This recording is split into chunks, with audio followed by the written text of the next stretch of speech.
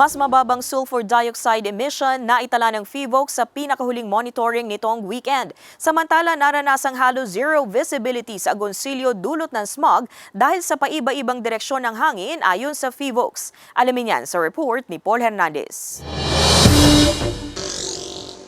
Halos mag-zero visibility sa Barangay Bangin sa Agoncillo, Batangas itong Biyernes dahil sa volcanic smog mula sa Bulkang Taal. Nagme-menor ng takbo ang ilang sasakyan para iwas disgrasya. Umabot noon sa mahigit 3,700 tons ng sulfur dioxide ang ibinuga ng Taal. Pero may bahagi sa bayan na mas kakaunti ang smog. Ang paliwanag ng PHIVOLCS, nangyayari yan dahil sa paiba-ibang direksyon ng hangin. There is a presence of smog in the vicinity in the municipality of Agoncillo, Laurel, Malvar. Malaking factor yung direksyon ng hangin.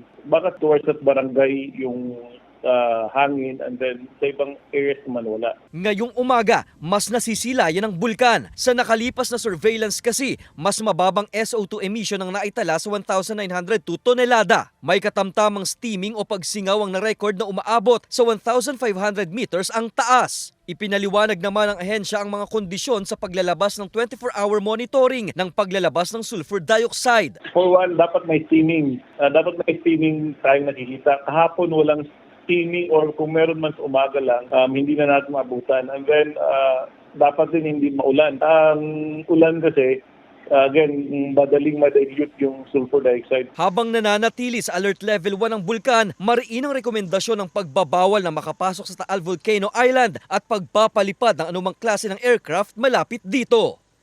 Kasama si Buhay Adante Jr., Paul Hernandez, Balitang Southern Tagalog.